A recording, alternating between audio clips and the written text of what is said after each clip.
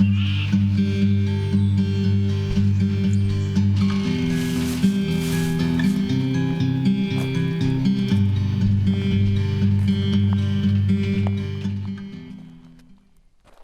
we're Alicia and Jared, and welcome to another episode.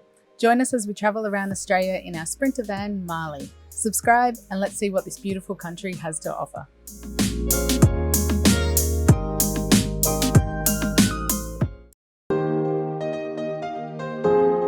Welcome to another week of us van lifing around Australia. After about an 8-hour drive from Sydney, we finally made it to Warrumbungles National Park. Our first stop was the White Gum Lookout to check out the area where we'll be hiking for the next couple of days. Baby, all I need one more chance. Oh, baby, let me show you. I need one more chance. Oh, baby, all I need one more chance. Oh, baby, let me show you. I need one more chance. Not such an early start today because we kept getting up every couple of hours to see if the Milky Way was out, but it was super cloudy all night, and then when we got up for sunrise, it was kind of raining. It's about 9 o'clock now. We're going to do the Split Rock Circuit. It's one of the more popular hikes you can do in the Warrumbungles National Park. We're walking around this. 4.6k return, which is nothing, 2 to 3 hours, and it's steep. And with all this rain, I think it's going to be a little bit slippery up there. Let's get on the trail.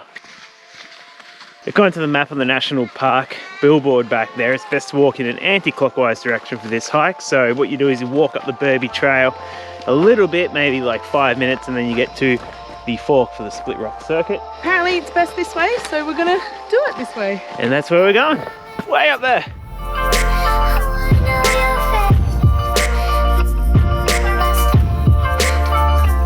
We've been hiking for about a K and a half, and it's starting to rain, so we've thrown the rain covers on our bags and put our jackets on, and it's still beautiful out here even with the low clouds and that little bit of moisture that's around. I mean, we're in this like cool amphitheater out here, and it is super dope hiking up through here, and the trail is starting to get a little bit rocky. We're getting closer to the top, I think. Starting to get a bit steeper, a bit rockier, a bit slipperier. But it's worth it because these views are pretty next level.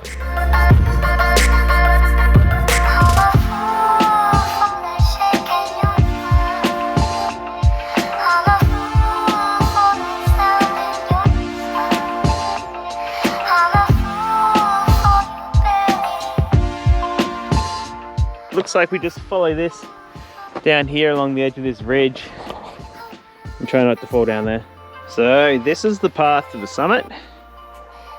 Going up I don't think it'd be a problem, but coming back down, like already just down here you can feel these rocks are hell slippery and there's still a bit of rain in the area. So not an adventure for today, unfortunately, as much as I really want to go up there. But safety first, kids. Don't do something that may put your life in danger just for a selfie or a YouTube vlog or an Instagram post. Because we couldn't get up to the summit, we are heading back down now towards the car park, and it's only 1.9 k's to get back there, so pretty mellow walk.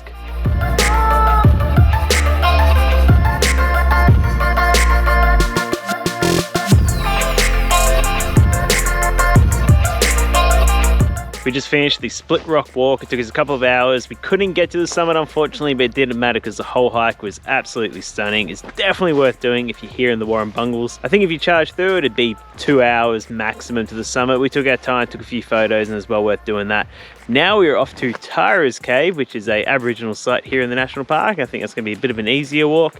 And yeah, that'll be it for the day, I think. And hopefully, fingers crossed, we get some clear skies tonight because I scoped out a few spots for some astrophotography up on the mountain there. And if it clears up, I think it's going to be mint. We grabbed Marley and drove a little bit up the road to a picnic area where the next walk we're going to do starts. It's off to Tara's Cave. It's only like 1.8k one way, so nice and easy. And it's a Aboriginal historical cave.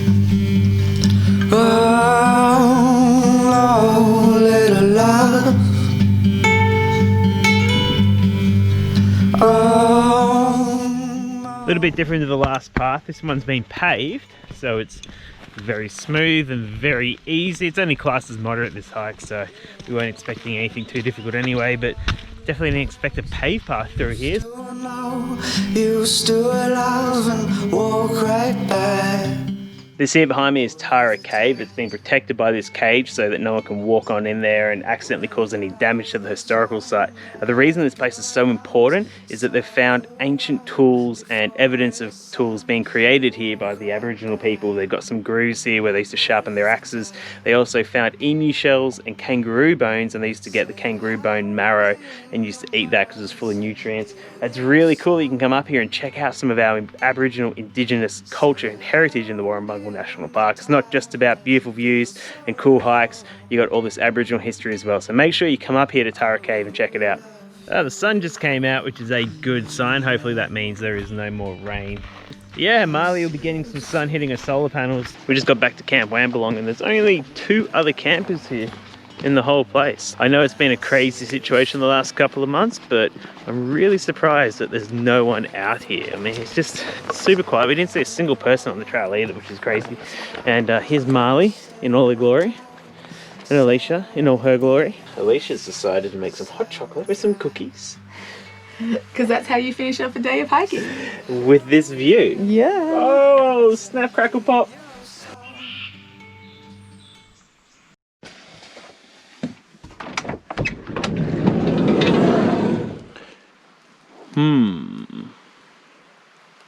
It's a little bit wet and grey. We stuck it out a little bit this morning. The patience paid off because the skies are clearing. We've got some blue sky up there. We're very excited now. We're off to do the Grand High Tops and Bread Knife Walk. It's one of the top 10 hikes in all of Australia. It's about 14.5 kilometres, right in the heart of the Warrumbungle National Park. And I'm pretty sure the views, now that the clouds are lifted, are going to be pretty damn spectacular. Got all our food, all our camera gear and heaps of water, so we're good to hit the trail. Alicia's already up ahead of me, so I've got to catch up. And I think we're going to do this hike right around here, around the Grand High Tops Walk to the Bread Knife, and then back all up here. There's only about 5 cars in the car park, so I think it's going to be pretty quiet on the trail today, which is another benefit of traveling in the winter. Sure, you have to deal with the cold weather and, you know, rain and stuff like that, but it means you get to be out here in nature all on your own, which is pretty magical. Got to the fork in the trail where the circuit meets back up on itself. You've got 2 options. You can either hike via the Bread Knife or you can hike via West Spirey Creek. We're going to go via the Bread Knife. It's a little bit shorter to get up to Grand High Tops Walk, 4.6k compared to 7.1k, and Alicia feels like the shorter distance will be more difficult, so we'll get that one out of the way nice and early, and then we meet back up here anyway, so we get to do both. But I don't know, I'm just guessing. So everywhere on this trail there are kangaroos. I mean, we've probably been hiking 2 kilometres, seen maybe 15 kangaroos. Off he goes. Ah, 2 of them.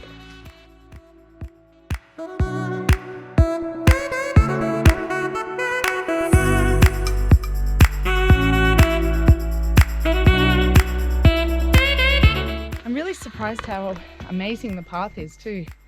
Like, I didn't expect it to be paved, I didn't expect stairs. Like, we did the split rock yesterday and that was raw, so that was unpaved, kind of, there was a path but you're making your own way following little painted arrows, so this is totally different to yesterday's hike.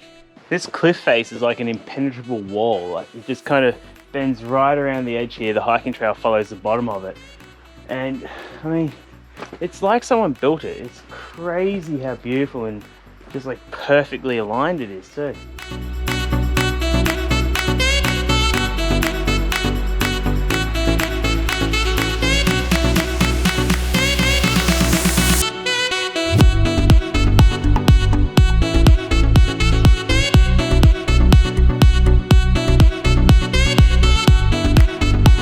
So when you get to the top, you get this cool indicator telling you what all the mountains are in the distance. But I don't think we can see any today. Definitely a bit chilly and my nose is running. Oh no. We just got down the other side of the mountain and it's a little bit warmer, but that wind has got a crazy bite about it. So we're going to try and bomb it down to somewhere that's nice and sheltered and protected. Have a little bit of lunch and then it's all downhill from there.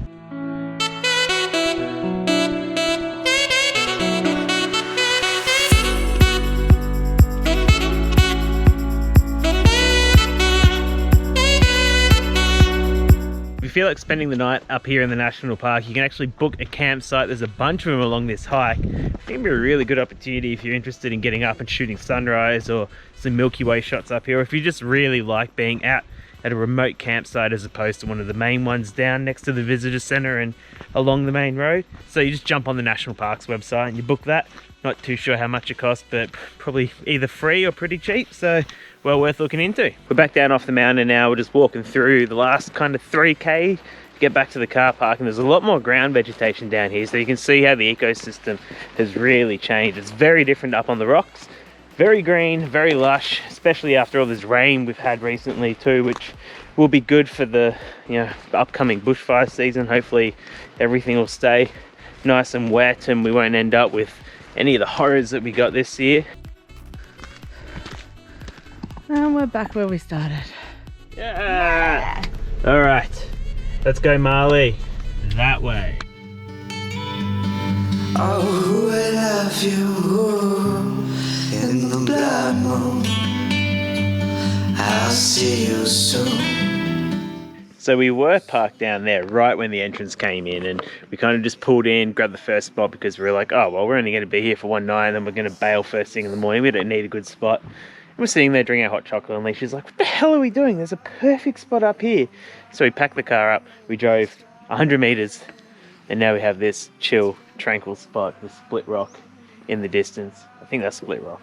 Whatever it is, it's a bloody beautiful mountain. That's it for our time at the Warrumbungles National Park. This place was absolutely incredible. It definitely surpassed any expectations we had. Can't believe there's a place like this here in New South Wales.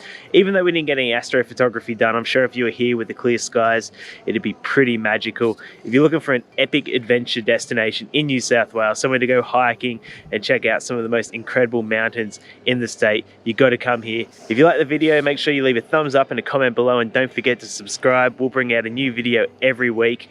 Thanks very much for watching. We'll see you on the next adventure. In the blood moon, I'll see you soon. In the blood moon, I'll see you soon.